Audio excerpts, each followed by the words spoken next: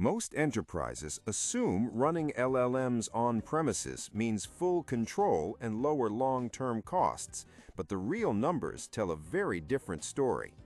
This is a technical teardown of on-premises LLM deployment.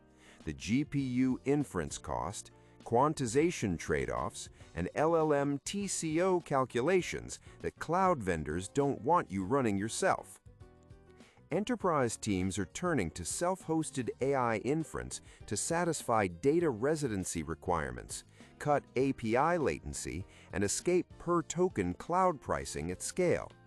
Platforms like NVIDIA NIM and open-source runtimes like vLLM promise production-grade private cloud AI, but the gap between a demo and a real enterprise AI infrastructure workload is where budgets collapse.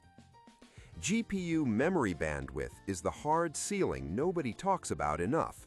A 70B parameter model in FP16 requires roughly 140 gigabytes of VRAM, meaning you need at least two H100 80GB cards just to load the weights before a single token is generated.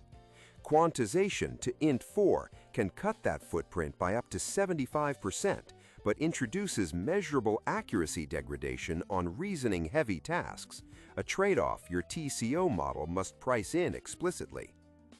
vLLM's PagedAttention significantly improves batch throughput, but real-world continuous batching efficiency drops sharply under mixed-length prompt workloads.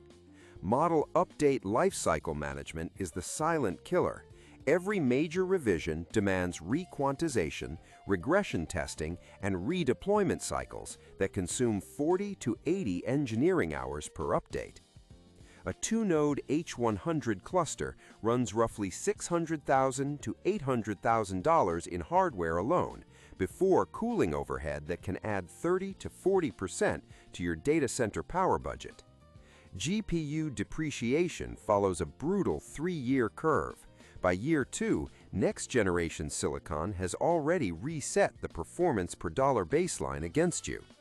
Stack power, cooling, colocation, personnel, and depreciation, and on-premises inference only wins on pure cost above roughly 50 million tokens per day of sustained volume. On-premises LLM deployment is a legitimate architecture choice, but only for organizations with strict data sovereignty mandates or genuinely massive, predictable inference volumes. For most mid-market teams, the FinOps math doesn't close until year 3, and model obsolescence risk makes that math fragile. If you're evaluating alternatives, Azure OpenAI's on-premises extension, AWS Outposts with SageMaker, and Grok's dedicated inference hardware are worth benchmarking. Links are in the description below.